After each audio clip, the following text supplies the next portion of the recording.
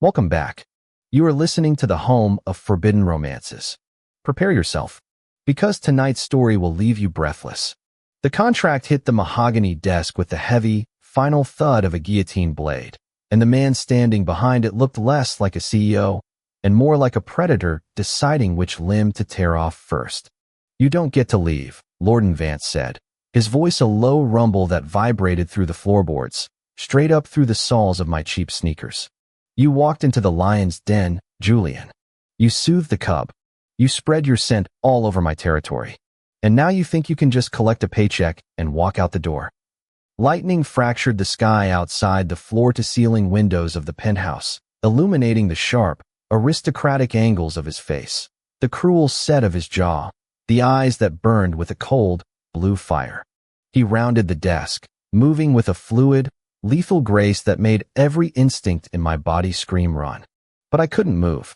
I was paralyzed, not by the storm raging outside, but by the gravitational pull of the man closing the distance between us. "I hired a babysitter for one night," he whispered, trapping me against the cold glass of the window, his hand slamming next to my head. "But my son hasn't stopped crying since you left, and I find myself unable to focus on anything but the lingering trace of you. You aren't leaving, Julian. You're coming home." 24 hours earlier, my life had been delightfully boring. I was Julian Thorne, a 23-year-old music student drowning in tuition debt, surviving on instant noodles and the occasional freelance gig from the Silver Spoon Agency. They sent people like me, vetted, patient, and desperate, to high-end clients who needed discretion. When the notification pinged on my phone at 9 p.m., blinking red for emergency placement, I should have ignored it. The pay rate was triple the standard. The location was the Spire, the tallest, most ostentatious residential building in the city. The client note was brief, asterisk, handle with extreme care. NDA required upon entry. Asterisk. I needed the money. God, did I need the money. My landlord was threatening eviction, and my piano was in the shop. So I accepted. The elevator ride to the 90th floor took long enough for my ears to pop twice. When the door slid open, I wasn't greeted by a frantic mother or a weary housekeeper. I was met by silence. The penthouse was a cavern of glass, black marble, and chrome. It was beautiful, sterile, and utterly freezing. A man in a suit stood by the door, holding a tablet. He wasn't the client. He was an assistant. He looked at me with pity. "Mr. Thorne." "Yes. Sign this." He shoved the tablet at me. The NDA was draconian. If I breathed a word about what I saw here, I'd be sued into the next century. I signed. "The boy is in the West Wing. His name is Leo. He's 4. He doesn't speak. He doesn't eat. The master will be back at dawn. Do not enter the master's study.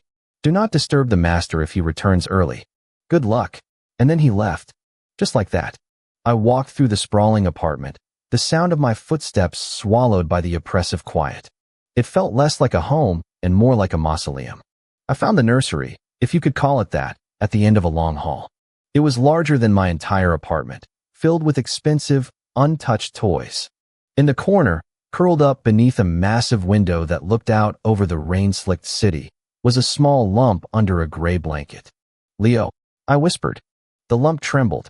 A low, jagged sob escaped the fabric. I approached slowly, crouching down. The air in the room smelled stale, spiked with the sharp, acidic scent of distress. In this world, secondary genders dictated biology. Alphas ruled, betas worked, and omegas were cherished or coveted. I was a beta, neutral, calming, invisible. It was my greatest asset in childcare. I didn't challenge alphas, and I didn't agitate sensitive children. "Hey there," I said softly. "I'm Julian. I heard you have a pretty amazing view of the lightning from here." Slowly, the blanket lowered. A pair of wide, tear-filled eyes stared back. They were the same icy blue as the storm, set in a pale, terrified face. The boy, Leo, looked fragile, like porcelain that had already been dropped once and glued back together. He sniffed, shrinking back. He smelled of fear and neglected milk. "I'm not going to hurt you," I hummed, keeping my voice in a melodic register. "I'm just here to make sure the monsters under the bed stay away." Leo stared at me, his little chest hitching. He didn't speak, but he reached out a tiny hand and gripped my sleeve. His grip was surprisingly strong. Desperate. For the next 6 hours, I didn't just babysit. I worked. I found a grand piano in the living room that looked like it hadn't been played in years. I carried Leo there, setting him on the bench beside me. I played Debussy, soft and rolling like the ocean. For the first time all night, Leo's shoulders dropped. He leaned his head against my arm. The tension that radiated off him, the deep, lonely ache of a child who had everything but affection, began to dissipate. He fell asleep right there on the piano bench, his cheek pressed against my shoulder, drool staining my cheap sweater. I didn't have the heart to move him to his cold, empty bed. I carried him to the plush sofa in the living room, grabbed a throw blanket that cost more than my tuition, and curled up with him, humming softly until the storm outside began to fade. I must have drifted off. I woke up to the sensation of the air pressure changing. It was a primal feeling, like the sudden drop in temperature before a tornado touches down. My eyes snapped open. Standing over the sofa, silhouetted by the gray light of dawn, was a monster. He was tall, broad-shouldered, and dressed in a suit that looked like it had been tailored on Savile Row. But it was his presence that was terrifying. He radiated alpha. Not just a standard businessman alpha, but a prime. The air around him crackled with dominance, a heavy, suffocating scent of ozone, burnt cedar, and suppressed rage. Lord Vance, the titan of industry, the man who bought companies and stripped them for parts.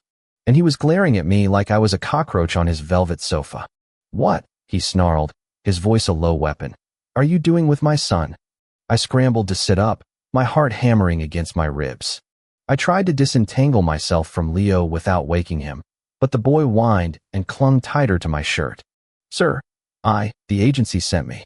The assistant left and—" "I don't pay you to sleep," Lorden snapped. He stepped closer, his shadow engulfing me. "And I certainly don't pay you to touch him." The accusation was sharp, vile. It stung. He was terrified.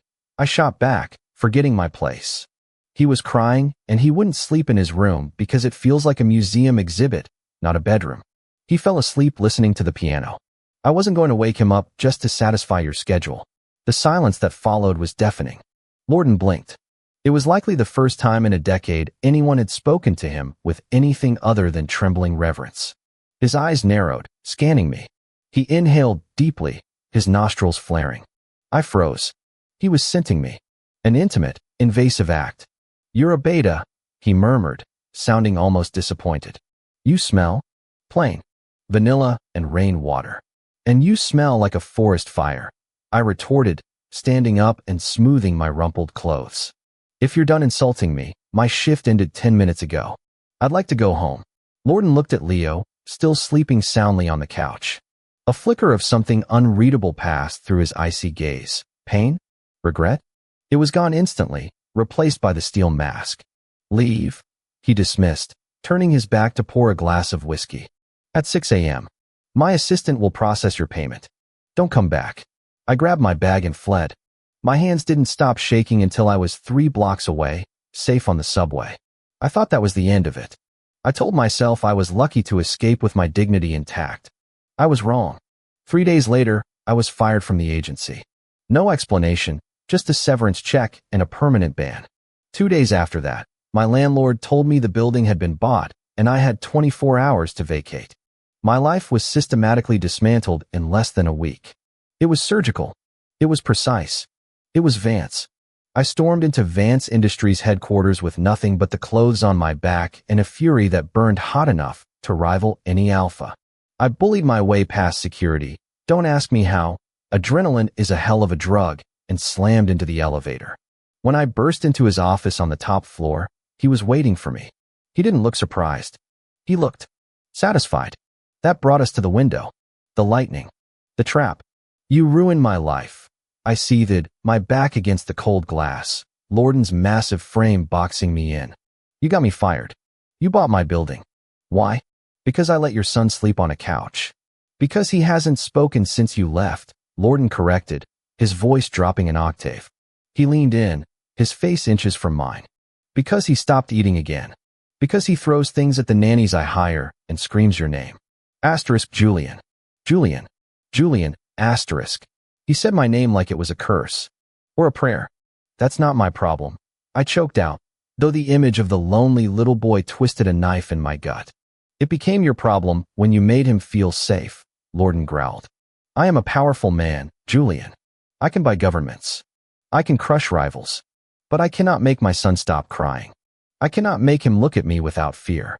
I am too sharp, too cold, too much alpha for a boy who is broken. He raised a hand, his fingers hovering near my cheek, trembling slightly. The vulnerability was shocking. He needs you. So you destroy my life to force me to take a job? I asked, incredulous. That's psychotic. That's efficient, he countered smoothly. I removed your other options so you would focus on the only one that matters. I don't want a babysitter, Julian. I don't want someone who punches a clock. He stepped back, walking to the desk and picking up the contract again. I want a parent. I want a partner. My breath hitched. What? I've looked into your background, Lorden said, tracing the edge of the paper. You're drowning in debt. You have no family. You have talent that is being wasted. This contract isn't for employment. It's for permanence.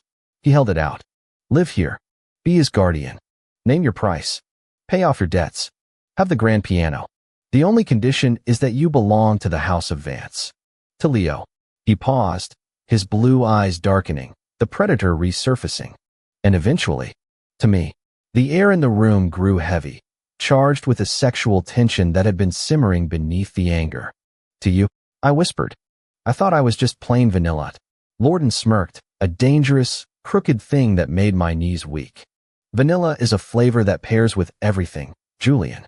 And it seems I have developed a sweet tooth. And if I say no, you won't, he said simply. Because you already love the boy. And because you're the only one who isn't afraid of me. He was right. God help me, he was right.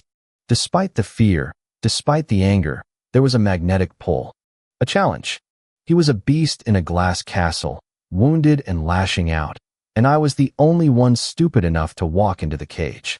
I have conditions, I said, my voice steadying. Lorden's eyes gleamed. I love a negotiation. Speak. I'm not a servant.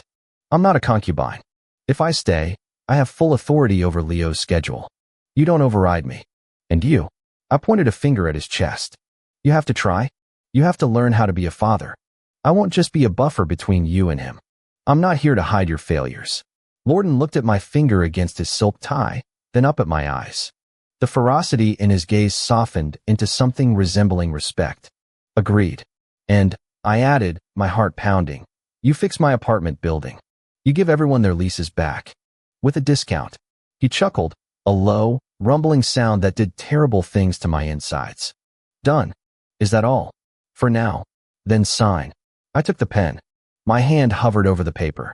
I knew, the moment the ink touched the page, my life as Julian Thorne, struggling student, was over. I was becoming something else. Something belonging to Lorden Vance. I signed. Lorden didn't smile. He just exhaled, the tension leaving his frame.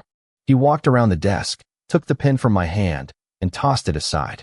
Then, without warning, he wrapped an arm around my waist and pulled me flush against him. The heat of his body was overwhelming. The scent of cedar and ozone flooded my senses, dizzying and intoxicating. Welcome home, Julian, he murmured against my ear, his lips grazing the sensitive skin of my neck. Before I could respond, the double doors burst open. Sir. Security breach on the lower levels. The assistant from before stood panting in the doorway, face pale. It's the shareholders. The rival faction. They know the boy is vulnerable.